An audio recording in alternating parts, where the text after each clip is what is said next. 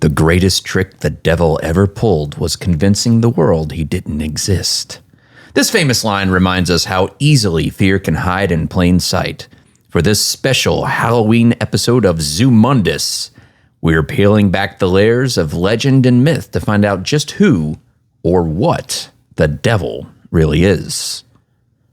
From the terrifying encounters of history to the chilling stories whispered around the world, we're on the hunt for the devil himself. Get ready for a deep dive into the world's greatest villain, because tonight, the shadows are darker than ever. Welcome to the darkest corners of Zumundous. Tonight, we summon ancient tales and forbidden truths. Beware, for the devil himself walks among us. On this haunted night, the line between the living and the damned is thinner than ever. Listen closely, for once you hear the devil's whisper, there's no turning back. Welcome to Zumundous Podcast. And happy Halloween, Keith. Happy Halloween. It's Halloween, man. We're here on this Halloween night to get into some dark, creepy stuff, man. And so on a show that focuses on supernatural lore, urban myths and legends and stuff like that, I thought from And aliens. And cryptids and conspiracy theories. All that good stuff. What better way to go for our Halloween episode than to do a deep dive on the legend of the greatest force of evil of all time, or most infamous force of evil, I should say. You can insert so many jokes right there. Yeah. But yeah, man. So we live in this world. In this world, there's a common belief. If you believe in a greater power or a greater good, there is, of course, the belief in the greater evil. Without the yin, you can't have the yang. Obviously. So, yeah, man. So the devil. So, first of all, it's believed that the devil is, adversarial to God himself. God, who was, of course, believed to be the force of good.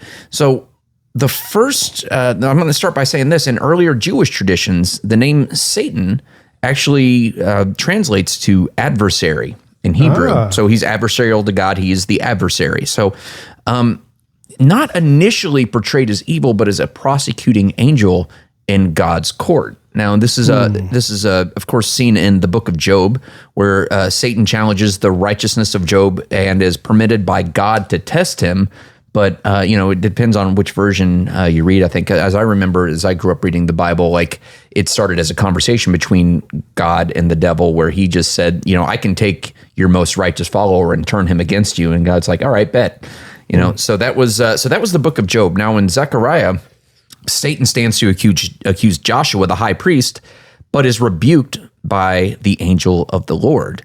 And this is not a religious podcast, by the way, guys. I'm just citing scripture here as we warm into it. But in Isaiah, for historical purposes and things like that. So we're still in the Old Testament at this point. But in Isaiah, although often associated with the fall of Lucifer, meaning morning star in Latin, the passage is where in Isaiah that refers to him originally referred to the downfall of the Babylonian king, but became linked to Satan's fall from grace in later Christian interpretations.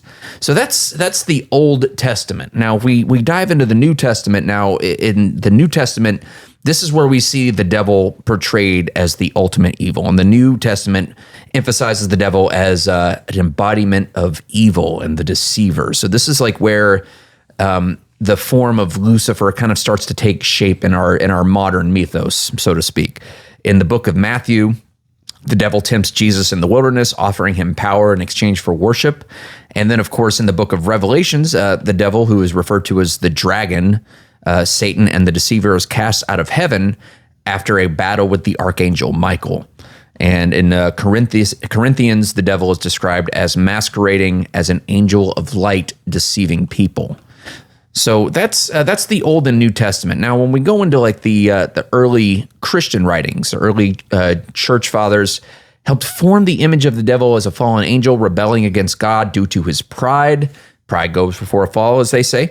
The writings particular shaped the belief that Satan and his demons were the enemies of God's plan for humanity. So that's kind of where the form of the devil first comes from. Now there's a historical evolution of the devil that you can kind of follow if you go back and you trail through history. Now the Lucifer narrative comes from the Latin Vulgate translation of Isaiah 14:12, referring to a morning star or light bringer, and this became associated with the devil after Christian theologians linked it to Satan's fall. Church councils, sorry, I'm being really long-winded here. Church councils speak about the narrative of Satan as a cosmic entity, the enemy of God, which was solidified through councils, such as the Council of Nicaea in 325 AD, helping to define the Christian Orthodox. Now, through art and literature, we kind of really start to see our modern form of the devil as we know him take shape. So art and literature in the Middle Ages, going through the Renaissance ages, which is where we start to see some of these paintings of a horned, pitchfork-wielding demon throughout the Middle Ages, which is reinforced by texts and plays like Dante's Inferno, and a lot of stories and folklore that were told at that point. And then, of course, we go into the witch trials and of the Renaissance and the Inquisition, which nobody expected. But this kind of feeds on Satan as an active conspirator against mankind, against God's creation. Okay. The modern depictions of the devil in Christianity and pop culture, the devil has become a symbol of rebellion, temptation, and evil. Often depicted as a seductive figure or malevolent force in scene works like Paradise Lost by John Milton. So that's your basic couple minutes rundown on like where Satan comes from in biblical lore. But it's not just through Christianity. There's a lot of other known forces of evil throughout like other folklore, other mythos. So like long before there was the Hebrew Bible or Christianity or anything like that, there's been a lot of other forces of evil in mythology and folklore, which begs the question, like, is it one and the same? Maybe. Who are some of the evil forces that you can think of like off the top of your head? Well, I mean, when you said that, I thought about like some of the writings like Loki and stuff like that. Like, he's the trickster. Yep. Norse mythology. Loki is the trickster god, causing mischief amongst the gods. So was a god, fell from grace, kind of the same thing. His actions, similar. Yeah. His actions in Norse mythology lead to the death of Balder. And his actions also contribute to Ragnarok, which is the end of the world. So there's a lot of parallels there. Similar, yeah. That can be seen. If you go back to Mesopotamian culture, they had two, actually. Not just Mesopotamian, Sumerian, Babylonian, Assyrian from that age. So we had Tiamat and Pazuzu. Pazuzu, am I saying it correctly? Which is kind of funny because if you watch the Exorcist movie, they reference some of that stuff. Yeah, I think Pazuzu is the name of the demon that possesses the girl. And it's been a while since I've watched that. I'm pretty sure. Don't quote me on that, but I'm like 80% sure that that's right. Actually, that's a pretty big urban legend up north. Yeah, that's an interesting story. Yeah. Tiamat, which we play Dungeons and Dragons, we know Tiamat as a dragon, as a dragon. But in Babylonian mythology, it actually comes from a place. It's a primordial goddess associated with chaos, often represented as a sea serpent, and she symbolizes disorder and chaos. Pazuzu, also from Assyrian and Babylonian mythology, is the king of demons and the wind, known for bringing famine and locusts. So often considered very much evil. Yeah, Pluto's the god of the underworld in Greek mythology. Yeah, Pluto's the god of the underworld. And that kind of that begs the question, like, when in the concept of hell is like the region that the devil rules over. That doesn't appear in the Old Testament, I don't think. I'm not sure. Yeah, it wasn't until like the New Testament, and it's just kind of funny that these stories about the force of ultimate evil kind of mirror some of these other stories that we have throughout throughout mythology. An and things ongoing theme? Yeah, it's an ongoing theme. I've got a bunch of them here, and I've been talking a lot, so I'm gonna try to let you talk about some stuff too. But we have Asuras in Hindu mythology, Apophis in Egyptian mythology, who was the enemy of Ra, the sun god. He was a serpent demon representing destruction and chaos. Okay. We have the Oni in the Japanese folklore, which are malevolent demons or ogres that were depicted as fierce and destructive forces thought to bring calamity, disease, and misfortune. Let's see. In Islamic traditions, we have Iblis, if I'm saying this correctly. Iblis is the Islamic equivalent of Satan, and he was a jinn that refused to bow to Adam out of pride and arrogance and was cast out of heaven by Allah. So I've got a bunch of it here, but there's a lot of different forces of evil, and as long as man has been around, there's been a concept, even before religion, I think there's always a concept of good and evil, right? I'm sure. Yeah. Yeah. So, and if these people believed in God or the gods, what have you, and, the gods were a force of good, well, then obviously there needs to be some sort of explanation for if the gods rule over us, or if God rules over us, why is there evil in the world? And I think the devil is the answer to that question for a lot of these people. There's evil in the world because there's evil in men's hearts, and there's evil in men's hearts because of the devil. But there's a lot of, now that we've gone through the history and the mythology of it and stuff like that, there's a lot of alleged historic accounts of people that either claim to have had dealings with the devil himself.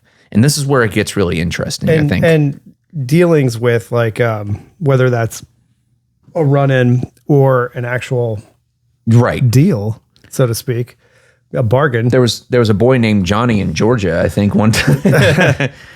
Johnny and his fiddle. Yeah, we're going to get into that. Actually, that's kind of the way I took all this, was some of the great pop culture stories of deals with the devil. That's what we're talking about. So let's get into it. So, that's a great Halloween movie type thing. There's quite a few of them. Obviously, the big one here that you know a lot more about than I do actually is but the quintessential iconic imagery of the devil, I say, has to come from Faust. Faust is definitely one, and then we've seen Faust. That theme of Faust. So for those of you who don't know it yet, Faust is a very classic play that features a man who makes a deal with the devil, and that's when sometimes things are even referred to as Faustian. Yeah, the classic little pointed beard and mustache, and in modern day interpretations of it and stuff, you see it a lot, the movie Bedazzled with, or is it Bedazzled? Yeah, that was with Elizabeth Hurley and Brendan Fraser,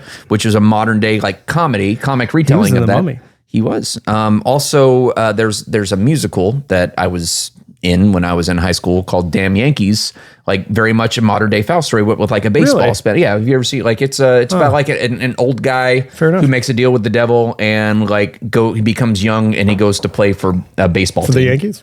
Yeah. That makes sense. Yeah. That's why they're actually so no. good. I'm sorry. The Senators. It's the Washington Senators. Yeah, they don't exist anymore. So maybe they're always an older play, but yeah, fair enough. But yeah, so but it's funny that you mentioned Faust because believe it or not, there was a real life inspiration behind the legendary figure of Dr. Faustus. I found this pretty interesting that there is a real guy. Yeah.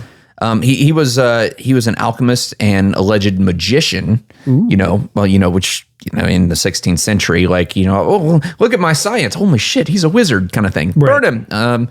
But no, he lived in the 16th century. Now, according to legends, Faust made a pact with the devil in exchange for knowledge and worldly pleasures. And his story was, of course, popularized in Christopher Marlowe's play, Dr. Faustus. I watched a short musical on this. It's very fascinating. Yeah. Yeah. And, and I think it's more the symbolism of the character. He embodies an archetype of someone willing to sell their soul for power and knowledge. I can't speak to the real guy, obviously, but in the story, gross overlay, he does all the science and research and becomes very intelligent and realizes there's nothing to live for. Yeah. So he decides to end it and drink a bunch of poison one night, and then Mephistopheles comes and was like, hey, well, maybe we should do this instead. And he offers him to be young, power, fall in love, money, all the good stuff that I say good stuff, all the stuff that comes with a normal crazy deal in any of these stories, right? Yeah. And he signs up for it. And then, of course, it doesn't go. It's kind of like when you get the wish from the genie. It doesn't go according to plan. Right. And eventually the bill comes due. Yeah. Which is pretty fascinating. There's if you want to go back, to the previous century, the 15th century, and this is really interesting. Gilderay, if I'm saying his name correctly, and this is kind of funny because this story actually runs alongside Joan of Arc's tale. So we all know the story of Joan of Arc, who was burned at the stake by the church famously for being a heretic, but she claimed that God spoke to her, and then I think years and years later, the church actually forgave her and made her and granted her sainthood, like post-mortem, obviously, posthumously, as they say. Okay.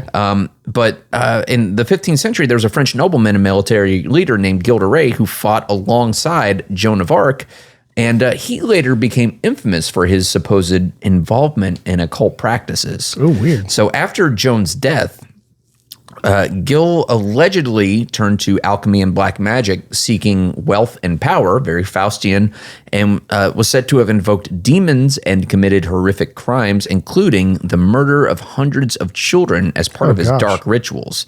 And he was eventually convicted of murder, heresy, and sodomy, and executed in 1440. Okay. So a lot of historians argue that his trial might have been politically motivated and his association with the devil was an exaggeration, but his gruesome reputation was definitely cemented at that place. And, of course, over hundreds and hundreds of years of, passing the story along. Yeah. Gilderay, definitely a historical figure that is thought to have had dealings with the devil. Interesting. So, one of the older ones that I read about is the Italian composer and violinist Paganini. Ooh, okay. Is I don't know this one. Go ahead. obviously we're gonna get into guitar players here because this is a big one that everybody knows. But Paganini was like the shredder from back in the day. It's like, really highly skilled virtuoso, in his own right. And they said that he signed a deal with the devil when he was very young, possibly, to give him his extreme talent. There's a number of factors that they actually allude to this, and one of them is his skill. He was like they took a look at his skill and were like, how can he? Like right here, it even says he could play up to 12 notes per second, which is that's insane, super dude. fast, right? That's like all the notes, And he had his appearance. He had long fingers and a strange smile and stuff. It was a little creepy to some people, okay. But I've met creepy looking people. His lifestyle, he was known for womanizing and unconventional performing style. He's kind of a rock star of his time sort of thing. Sex, drugs, and rock and roll, right? Of course. The violin. Some people believe the violin is the devil's instrument. I don't know why, but that was a fiddle. A fiddle. A fiddle is just a violin. It's similar, but different. I don't know. And then, rumors and stuff like that. And some of these guys play, and girls throughout the years play into this, how do you say it? Like the legend, right? And the second big one I'll say, which is more modern and lesser known actually, is Tommy Johnson. So Tommy Johnson. Yes, this is prior to Robert Johnson's legendary story. Which we'll get into. Yeah. So Tommy Johnson was also a musician. And there's a lot of rumors about Tommy making a deal with the devil. He was an American Delta blues musician, recorded in the late 20s. He actually lived until 1956, I believe.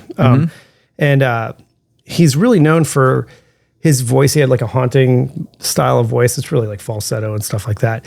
And, there's a lot of rumors about his career and how, he sold his soul and became like, super good and all this stuff. And he kind of played into it. Like he never denied it. He never denied it. He didn't confirm or deny. Yeah, he it's not like he got drunk and was like, I'm going to deal with the devil. Like, no, he was like, I don't know, It's kind of like remember, like if Bill Murray gets questioned about all these outlandish things he does and stuff, he just kind of smirks and goes, "Sounds like something I might do." That sounds like something I might say. Yeah.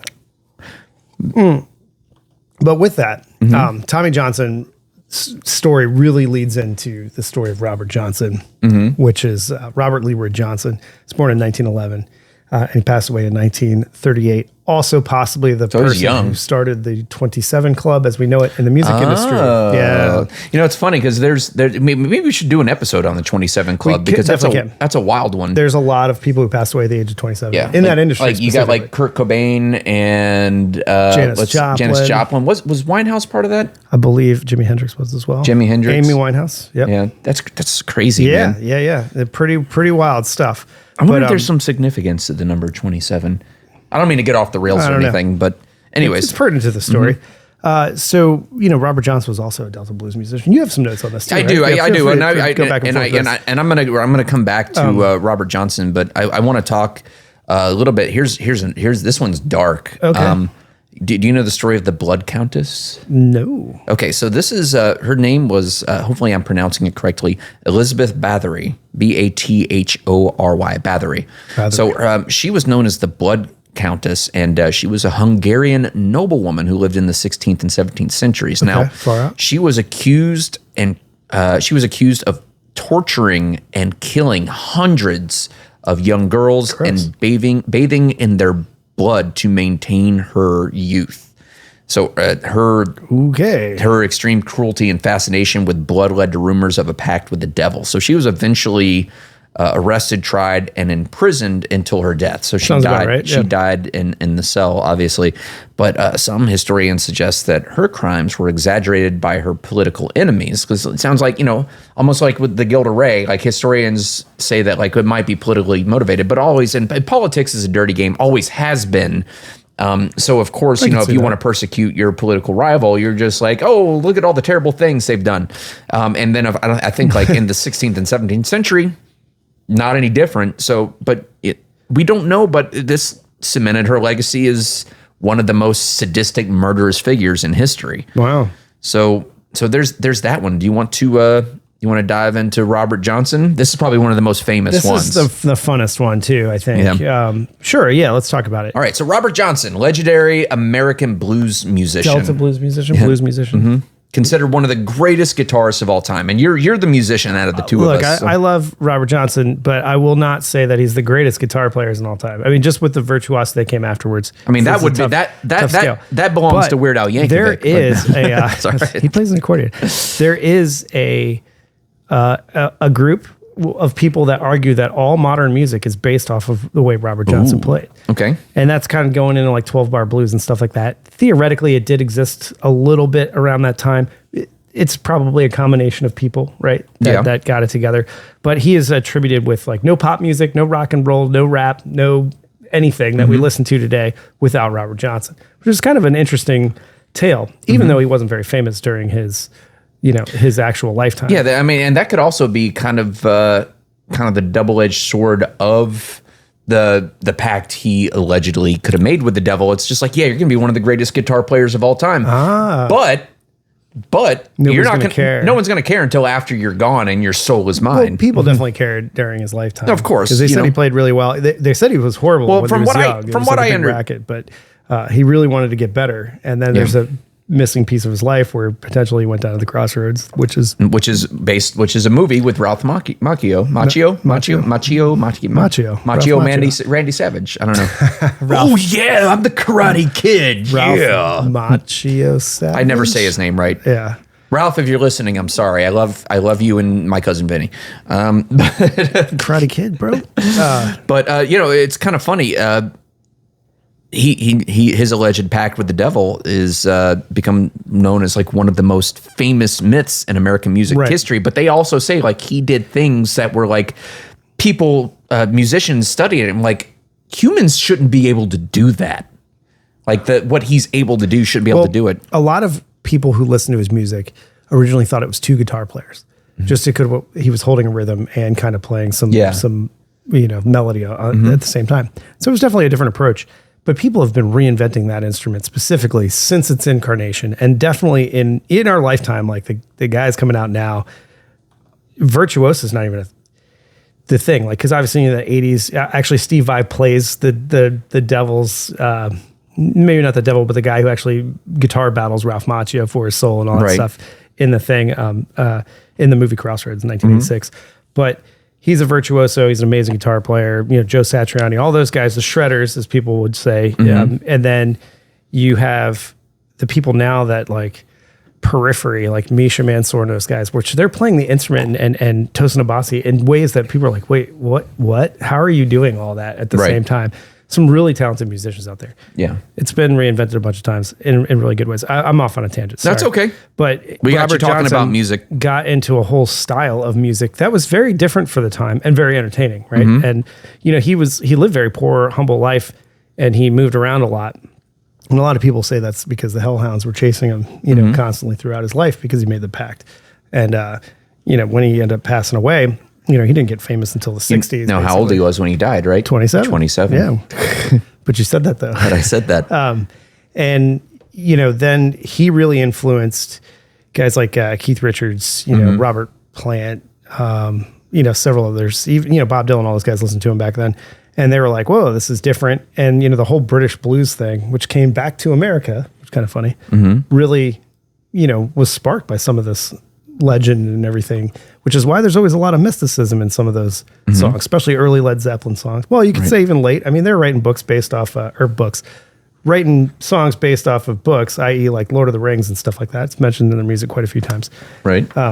So yeah, there's always, and that's the whole thing with rock and roll in general and having the devilish impact. It's the devil's music. Well, speaking of the devil's music and stuff, because I want to move forward just a little bit about when you and I were kids. Big scare. There's a big scare, and I remember because like I was raised in religion and stuff when I was a kid, and there was a huge what they called the satanic panic of the 1980s. It was the satanic panic of the 1980s and the 90s, and it was fueled by media reports, just fear porn, basically, false allegations of satanic ritual abuse, growing fears about satanic cults, and many people became convinced that secret devil worshipping groups were spreading across the country. Heavy metal music. There was a PSA about it, actually, and then of course, like us as being avid. Like you see my Dungeons and Dragons mug that I'm sipping on. We're still D&D fans and stuff, but that was the big thing. Like Dungeons and Dragons was Satan's game. Yeah, and I remember when I was like 13, we were about 13 or 14 together, and we started playing Dungeons and Dragons, and my mom was still of that religious mindset, and she was like, I don't want you playing that. Wow. They even modified the original game and took all the monsters, not the monsters, but like the demons and stuff out of it, at one point. So it wasn't very, I think because of that panic. Yeah. Right? Well, there was if some of you out there listening are a little bit too young to remember, at some point in the, I don't know if it was the 70s or 80s, but there was some mentally disturbed kids that started playing Dungeons and Dragons. Is it really a true story though? That happened. I know they made a movie based off it called The Dungeon Master or something like that with Tom Hanks. Mazes and Monsters. Mazes and Monsters. Yeah. I remember watching that going, this is terrible. Yeah. But there was some kids did some. I mean, you see that in modern day with like the Slender Man attempted murder and stuff that happened. Yeah. But there was high profile legal cases. Some resulted in wrongful convictions. Some of the claims were later debunked, but the fear of satanic influence left a lasting imprint on society. You still have to this day exorcism. It's an ancient practice, but it's seen a resurgence in recent decades. Catholic priests have trained exorcists in response to what some believe to be a growing need. Reports of possessions have continued to make headlines, with some cases going viral on social media. So, wow. And why is that? It could be religious fervor, cultural fears, or a growing fascination with the supernatural.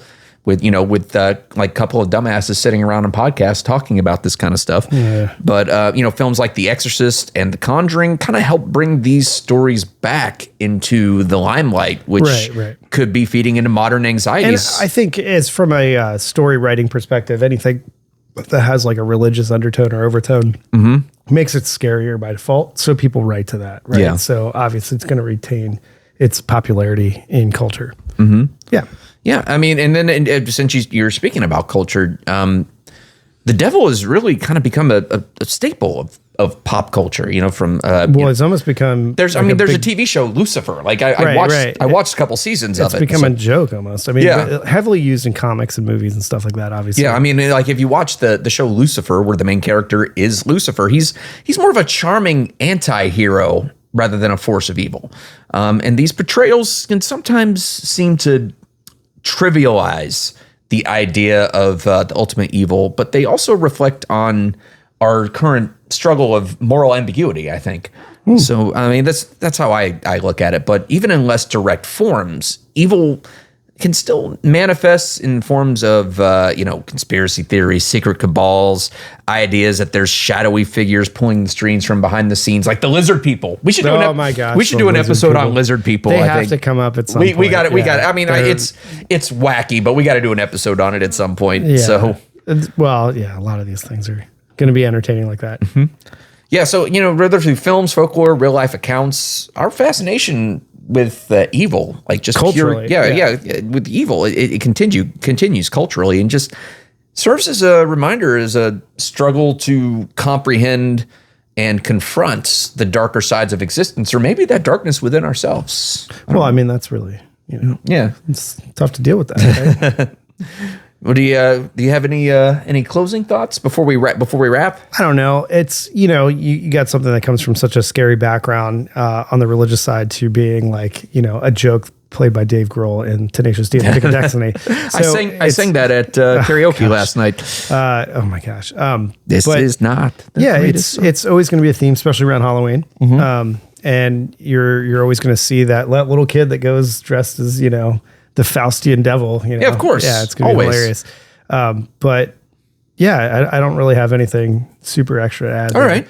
Just don't make deals. If some dude appears in a puff of smoke at your door with a contract, don't sign the contract. If you play guitar at a crossroads in Rosedale, Mississippi, and a man comes out and tunes your guitar, it's over, pal.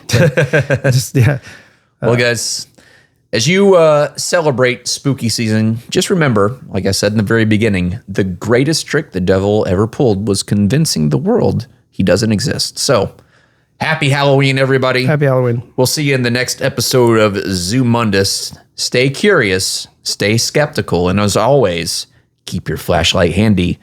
You never know what might be lurking in the shadows. For Zumundous, I'm Doolin. And I'm Keith. And have a Zumundous week, everybody. We'll see you next time. In a world. In a world. Yeah. Sounds like that movie guy. In a land before time.